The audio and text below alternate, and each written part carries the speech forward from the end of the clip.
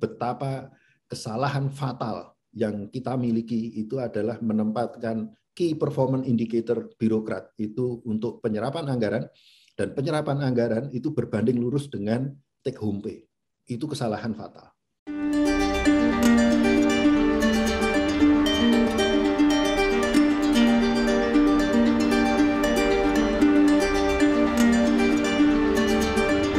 Assalamualaikum Sobat PKMK, pemirsa dan pendengar podcast dimanapun Anda berada. Salam jumpa pada Bincang Sistem Kesehatan, episode yang ke-13 ini berjudul Potensi Relawan Sonjo dalam Penanggulangan Bencana Selama Pandemi COVID-19. Bersama saya, Apoteker Gede Yulian sebagai host Anda pada kesempatan hari ini. Semoga Anda selalu dalam keadaan sehat dan berbahagia.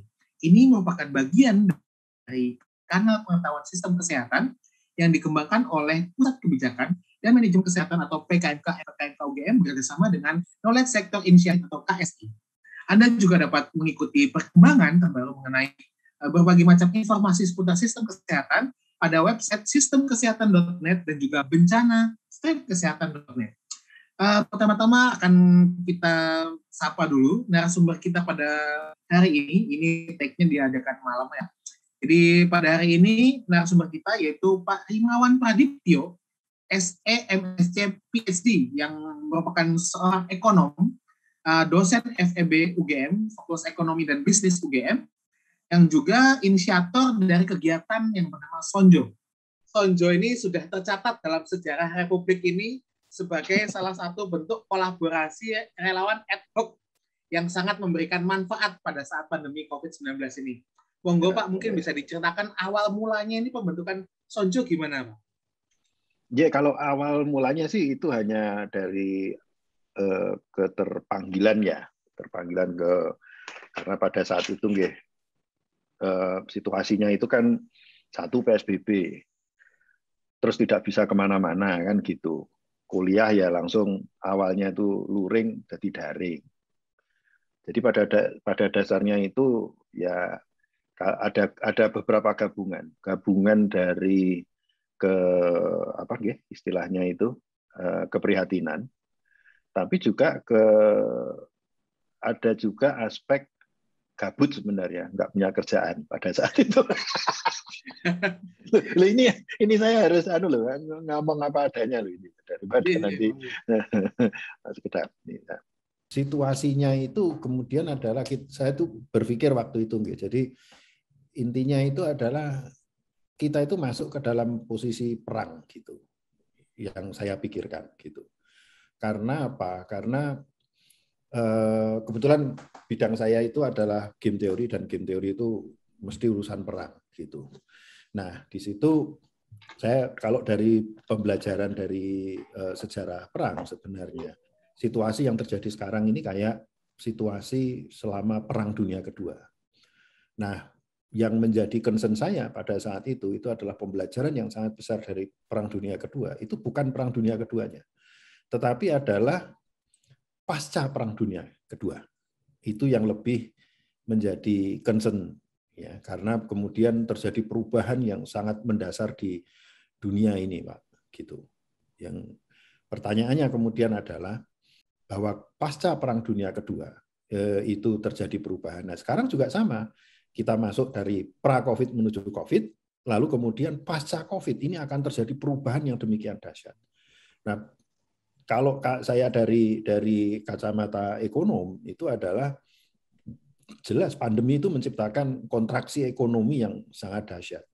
Dan pada saat itu kita tidak tahu kapan selesainya gitu. Kalau saya tanya kepada Pak Riris Andono Ahmad itu saya tanya, ini kapan Pak kira-kira selesainya? Ya nanti ketika vaksin itu ditemukan.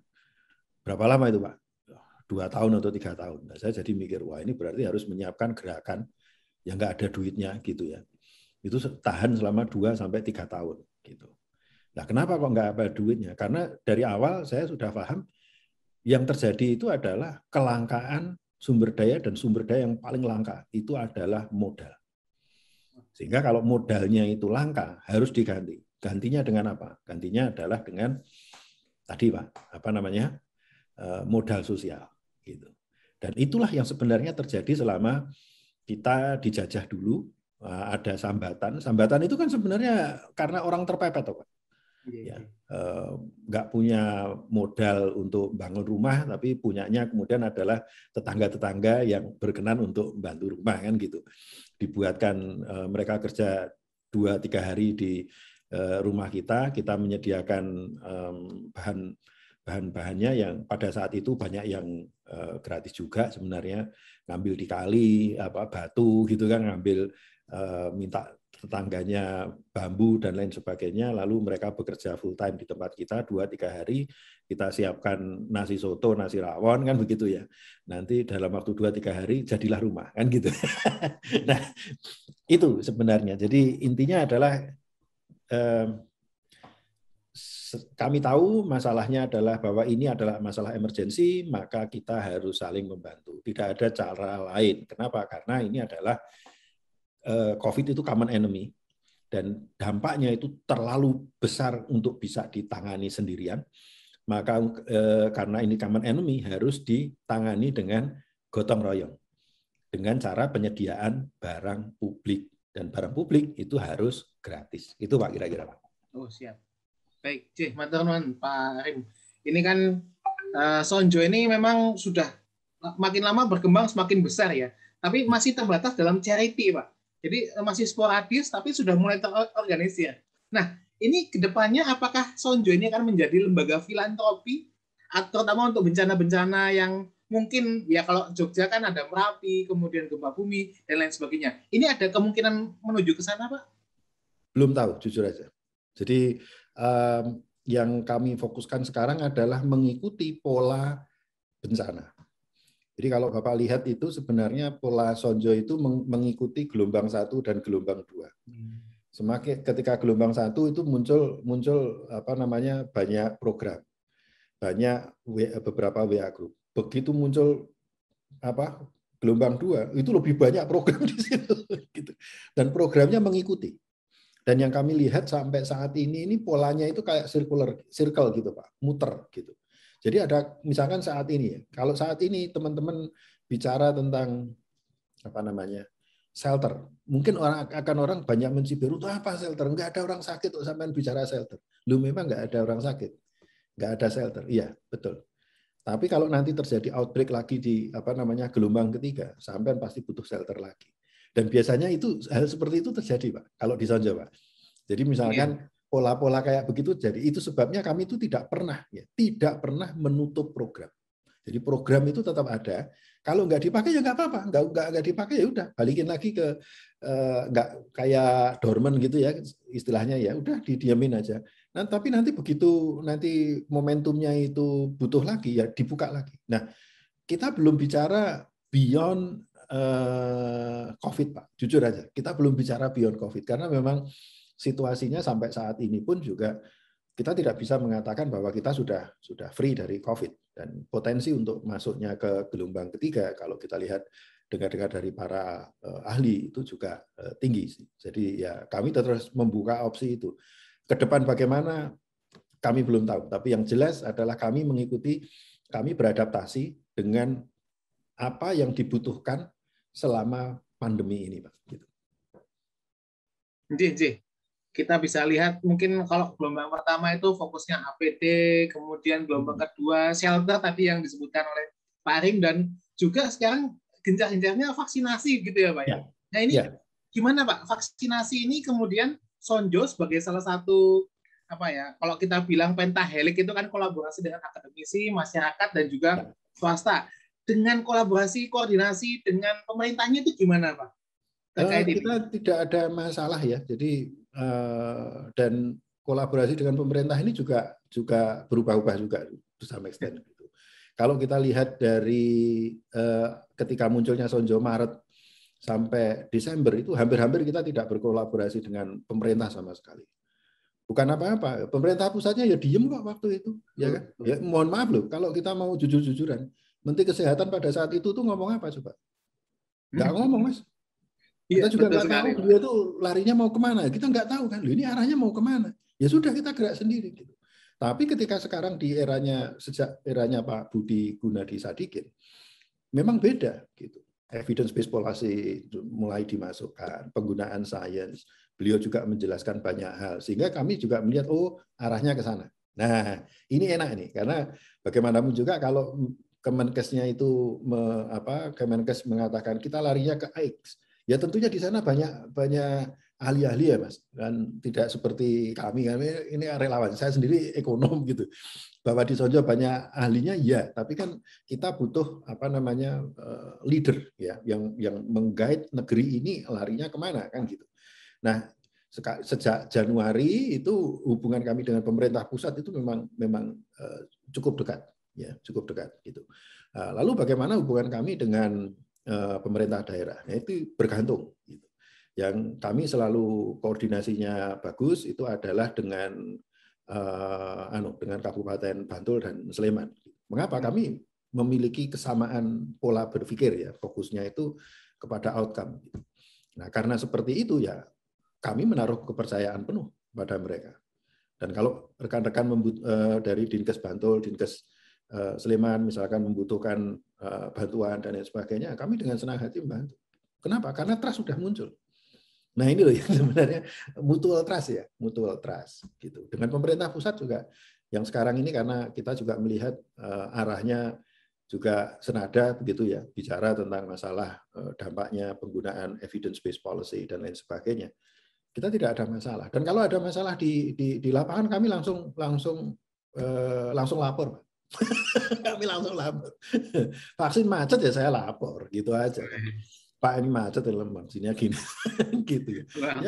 Ngobrol apa adanya aja kan, gitu kan. Memang faktanya begini kok, gitu. Itu Mas. Jadi memang komunikasinya terbuka gitu ya Pak ya? Iya, kita memang jaga komunikasi terbuka karena bagaimanapun juga ya ini kayak gerakan Sonjo ini kan tanpa dana. Ya. Kalau gerakan itu kita menggerakkan tanpa dana, kami memikirkannya bahwa memobilisasi sumber daya.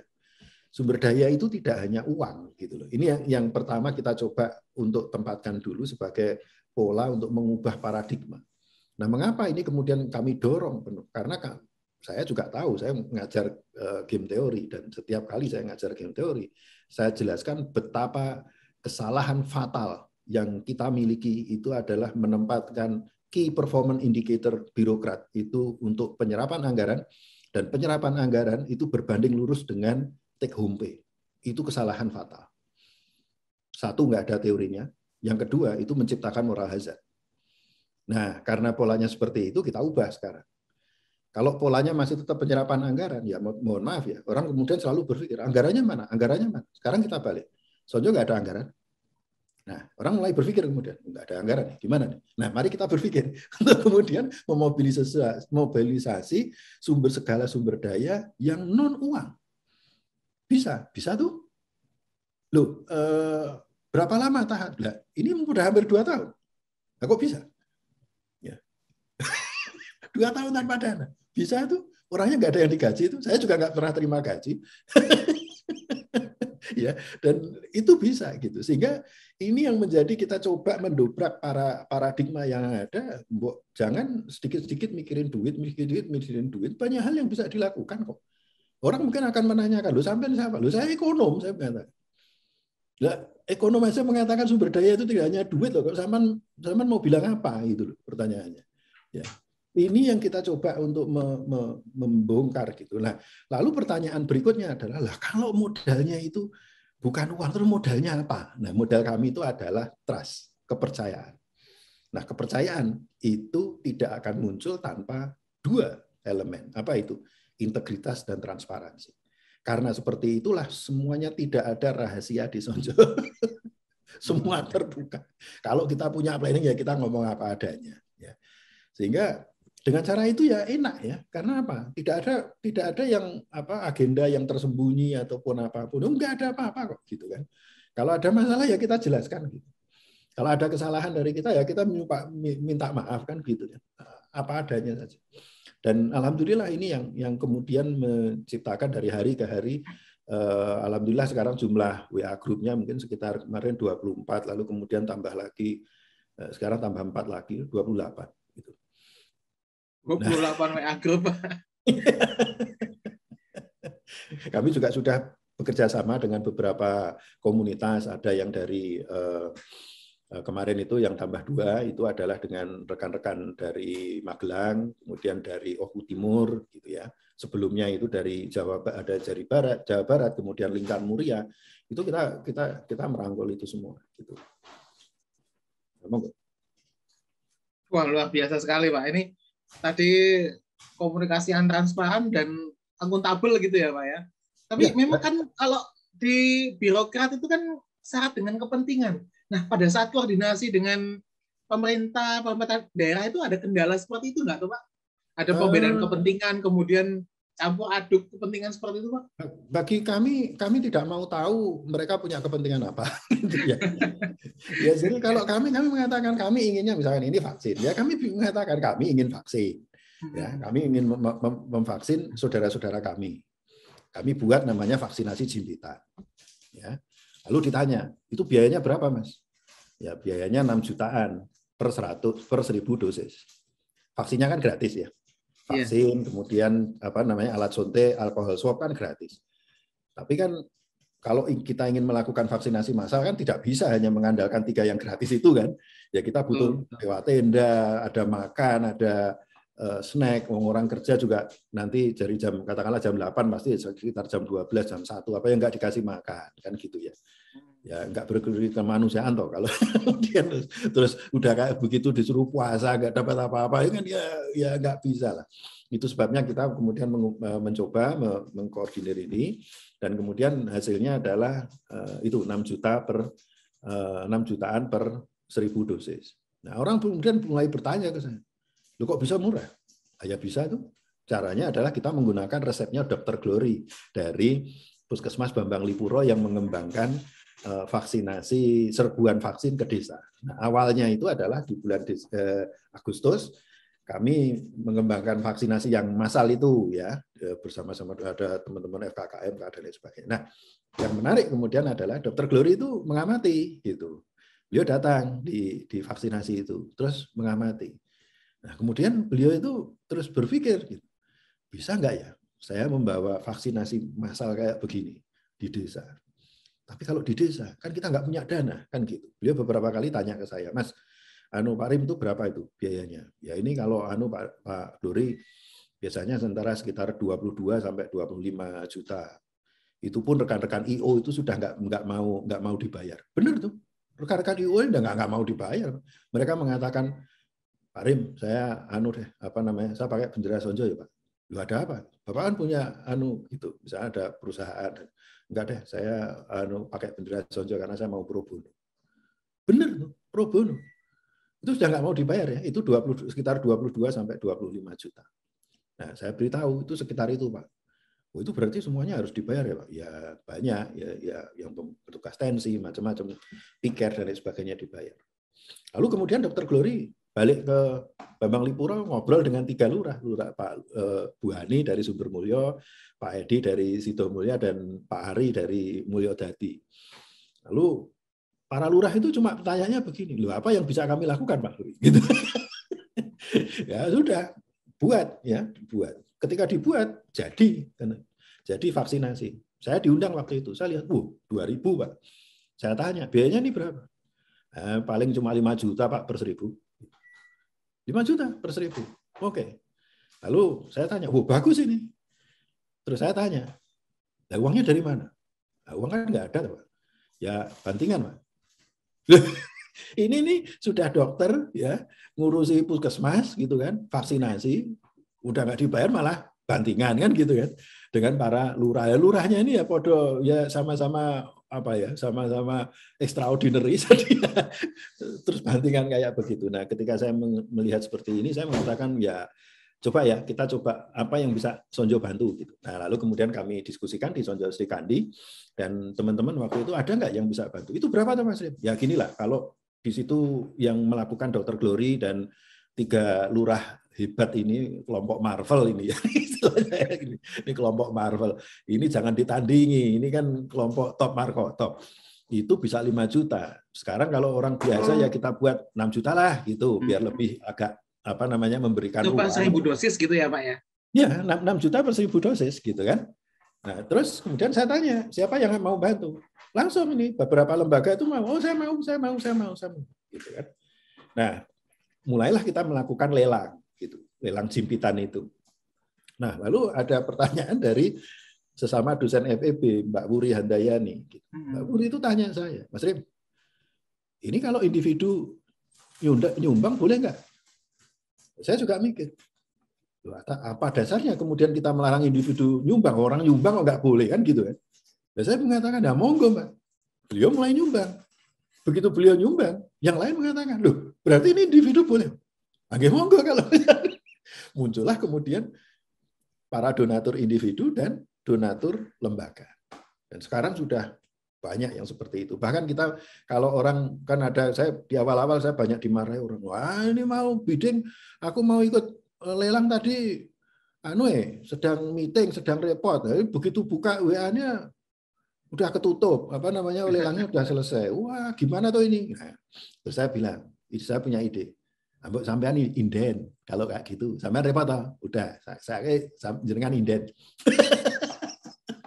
Jadi kayak komitmen, jadi nggak nitip duit gitu, komitmen, Mas aku ikut berapa kali, katakanlah saya ingin bantu 5 juta per nanti kalau ada proposal saya mengalokasikan 1 juta 5 kali ya, nah siap kan gitu, itu kita jalankan. Nah itu hal-hal yang seperti itu, jadi inilah yang kemudian kita mendukung ya, setiap kali ada inovasi-inovasi dari orang-orang hebat seperti Dr. Glory dan para lurah seperti ini kami dukung, dan sampai saat ini saya selalu menceritakan mereka lah yang kemudian sebenarnya membuat inovasi-inovasi. Kami ini kan hanya mendukung dari belakang aja ya, kita di saja ya. Itu aja. Jadi inovasi sebenarnya ada di masyarakat gitu ya. Kemudian Sonjo yang meningkatkannya lagi ya, mengeskalasikan gitu ya. Ya, jadi sama seperti shelter ya. Pola shelter itu, shelter kabupaten, shelter desa itu dulu kan digagas oleh Dr. Glory juga. Gitu. Lalu kemudian itu waktu Desember kami ada Pak Lurah Wahyu Tianggoro Hadi telepon saya malam-malam gitu karena ada warganya yang tidak bisa masuk rumah sakit gitu karena rumah sakit penuh. Sementara kita punya sistem rujukan Sonjo Rewangan itu, tapi Sonjo Rewangan itu orangnya harus masuk dulu ke rumah sakit, kemudian kita antar rumah sakit kan dirujuk gitu ya. Nah beliau juga tanya waktu itu, ini gimana Mas kalau kayak gini? Waduh masalah nih kan gitu kan. Terus kita kemudian coba atasi masalahnya, lalu kami waktu itu usul kepada Pak Kadinkes Bantul waktu itu, sowan beliau, dan malah beliau mengatakan, Mas jangan buat, awalnya kami mikir itu rumah sakit darurat, tapi Pak Kadinkes mengatakan, Pak, Mas jangan rumah sakit darurat, kata-kata rumah sakit itu nomenklaturnya panjang, repot itu kalau mau dilarikan ke situ. Terus gimana Pak? Pakai aja kata shelter, karena shelter itu nggak ada aturannya. Masih ada celah gitu ya. Ya, jadi ada celah. Nah, kita ikuti itu. Gitu. Dan ternyata memang sebelumnya sudah di Bantul sudah ada, selain RSLKC, itu sudah ada shelter desa dan shelter kabupaten. Ya buatannya Dr. Glory itu tadi, gitu kan. Kemudian kita, wah ini bagus nih, kita kerjasama, kita push, kita dorong gitu sampai ke beberapa daerah. Bahkan sekarang ada di Sumeneb, Bangkalan juga ada, di Bogor, di Jakarta, di Jawa Barat, dan juga di sekitar Muria itu juga ada. Nah ini yang kami coba lakukan selalu seperti itu. Oh, itu tadi sampai keluar kota itu Sonjo juga atau alternatif yang lain? Polanya adalah pola yang kami lakukan itu adalah membentuk WA group gabungan. Jadi awalnya dulu adalah kasus di Kudus itu. Jadi kasus di Kudus. Lalu saya ada masukan dari waktu itu dari Pak Ulun Uhai ya, dari NU, lalu juga dari Pak ID, Pak Joko dari Ketua ID. Beliau mengatakan waktu itu, ini Kudus kan bermasalah Mas Rim. Bagaimana kalau kita bantu? Nah ini bantunya apa? Bantu gimana kita ajak untuk membuat shelter. Nah gini, sekarang kira-kira kalau ini basisnya adalah basis Muhammadiyah dan NU gimana saya tanya. Karena kalau basisnya Muhammadiyah dan NU kan lebih enak ya, kita fleksibel nih kerja geraknya. Mereka, wah sepakat ini. Ya sudah, kita buatkan WA group gabungan. Jadi rekan-rekan Sonjo di sini, kemudian NU Muhammadiyah di sana, dan di sini kan juga ada rekan-rekan NU Muhammadiyah. Kita bersatu, lalu kita mengatakan, mari kita bentuk shelter bareng-bareng. Ya, yang dari monitoring kami terjadi kemudian adalah terbentuk 22 shelter di Kudus gitu. Nah, hal yang serupa kemudian ada permintaan Kudus, ada kemudian berkembang ke Pati, Demak kan gitu ya. Mereka gabung juga. Lalu Jawa Barat juga begitu. Awalnya di Rereongan Bandung Barat berubah menjadi Rereongan Bandung Raya karena yang Kabupaten Bandung masuk. Lalu malah berkembang terakhir menjadi Jawa Barat gitu. Polanya seperti itu. Jadi sekarang pendekatan yang kami lakukan adalah membentuk WA group bersama. Ini yang kami lakukan juga di beberapa waktu lalu dengan Magelang, itu ada Sambatan Kabupaten Magelang gitu. Dan Sambatan Oku Timur. Ini dengan teman-teman sana. Ya. Sampai Oku Timur sekarang. Nah, ada permintaan dari sana. Jadi kalau kami ada permintaan, kami nggak pernah menolak. Jadi nanti kalau ada permintaan begitu, kita membantu WA group bareng, lalu champion-champion dari Sonjo akan sekitar 20-30 orang itu saya undang ke sana. Siapa champion itu? Itu macam-macam, mulai dari lurah-lurah yang hebat, Panewu yang hebat, relawan yang nggak bisa di-stop itu ada di Sonjo ya. Relawan yang nggak bisa di-stop. Kalau sudah kerja terus itu di-stopnya susah ini. Yang ada seperti itu. Itu kami undang, dan karena dari mereka lah expert.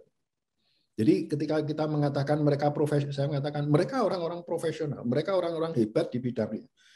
Monggo diskusi. Nah, yang terjadi seringkali adalah ketika kami sudah bertemu, itu yang terjadi sebenarnya kendalanya apa coba? Kendalanya itu lebih banyak hambatan mental. Mereka mengatakan kalau ini gimana ya? Kalau ini gimana ya? Kalau ini gimana ya? Yang kami nggak ada hambatan. Oh, ini bisa. Terus gimana caranya? Lakukan. Apalagi kalau Dokter Glory yang datang. Dokter Glory, yuk harus dicoba, Bu. Terus nanti kalau gagal, ya gagal bangkit, coba lagi. Gagal lagi, bangkit, coba lagi. Gitu. Jadi apa ya? Energi itu yang muncul di antara kami, dan bagi kami gagal itu nggak masalah. Orang lain mungkin akan, waduh, nanti kalau gagal gimana? Kita nggak mikir nanti gagal, coba dulu, harus dicoba. Gitu. Gagal, coba lagi. Dan biasanya insya Allah ya berhasil. Gitu. Nah, energi ini yang kemudian kita saling memperkuat dan saling menginspirasi sebenarnya.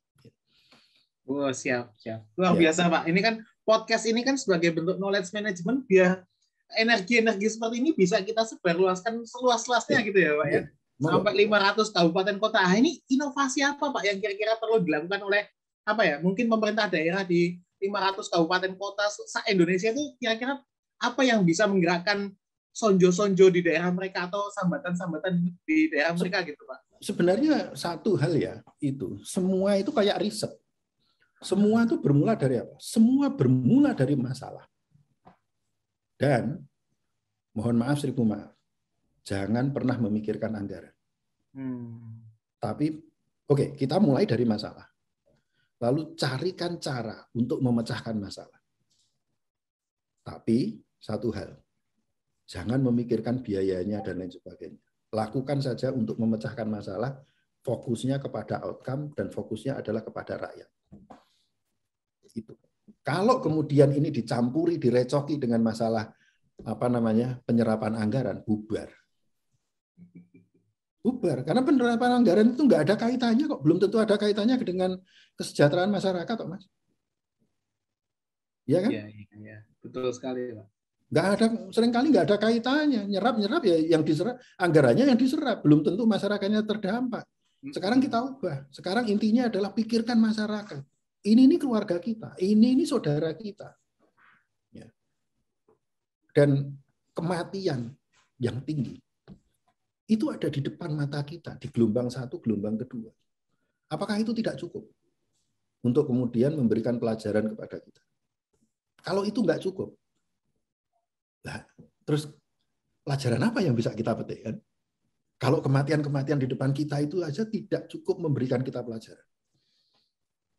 Jadi intinya sekarang adalah bagaimana menyelamatkan saudara-saudara kita.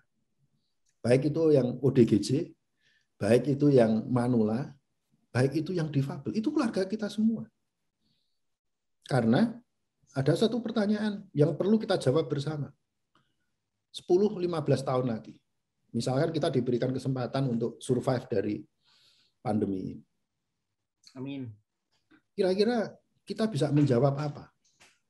Kalau anak dari korban, cucu dari korban, kemudian menanyakan kepada kita, Pak, dulu ketika pandemi, Bapak itu kerjanya apa?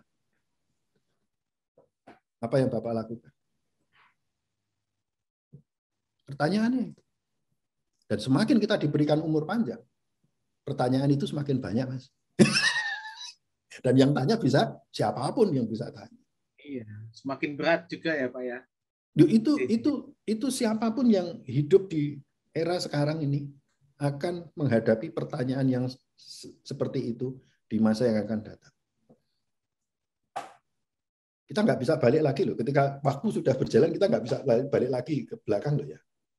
Betul sekali Pak.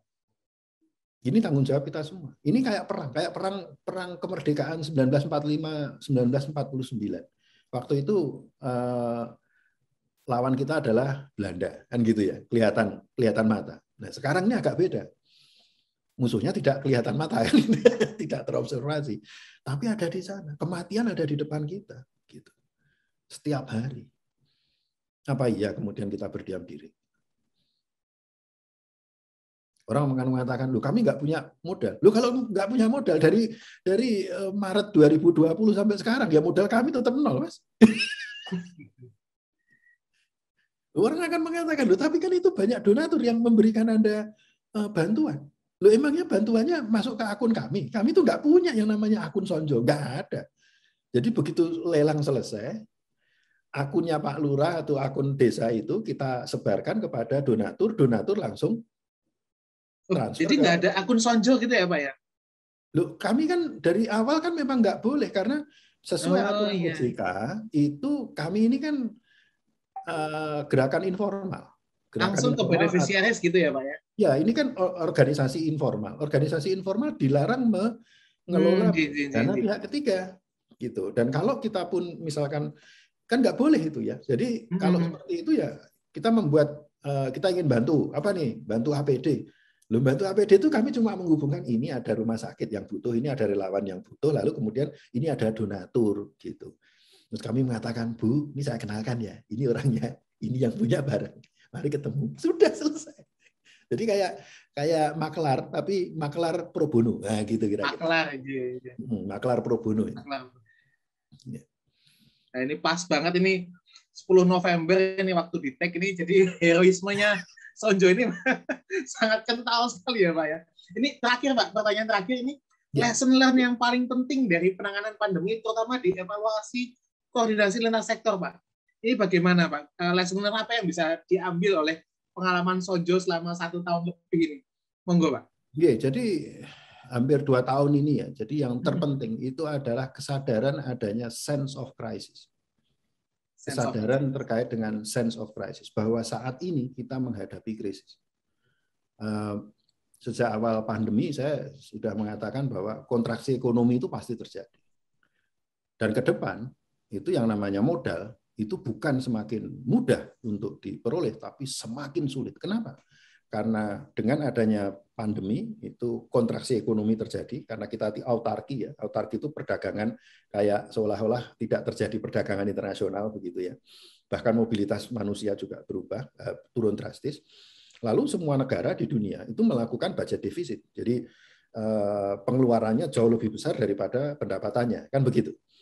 Nah, kalau situasinya seperti ini ke depan itu, jangankan ke depan, sekarang saja kita itu sudah kesulitan dana, kesulitan modal. Gitu. Sehingga dari awal saya mengatakan, loh, ini harus dimunculkan sense of crisis bahwa negara ini akan membutuhkan modal banyak, tapi modal tidak ada. Ketika modalnya nggak ada, bagaimana? Diganti dengan modal sosial. Dan selalu kita pikirkan bagaimana melakukan sesuatu itu seefisien mungkin. Caranya bagaimana?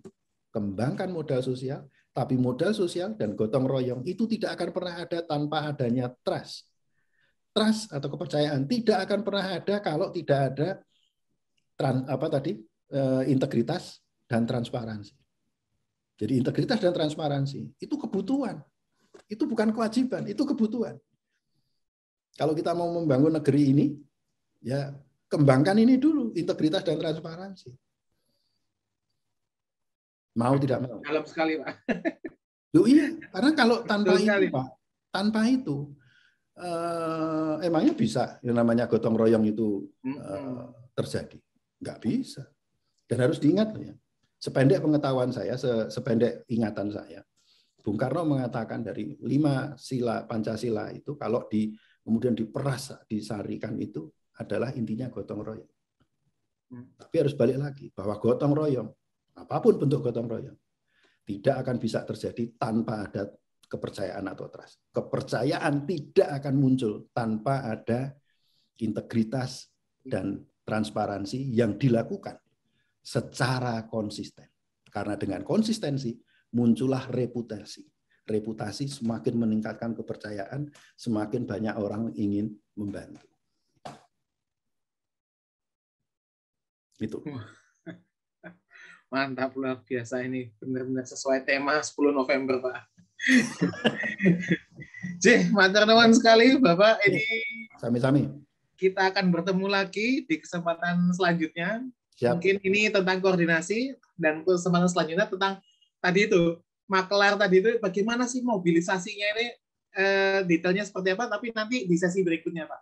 Siap. Terima kasih atas kesempatannya malam ini, Pak Rimawan. Sami-sami. Semoga kita bisa ketemu lagi di kesempatan yang lebih baik lagi. Terima kasih. Assalamualaikum, Pak. Waalaikumsalam. Matur suwun.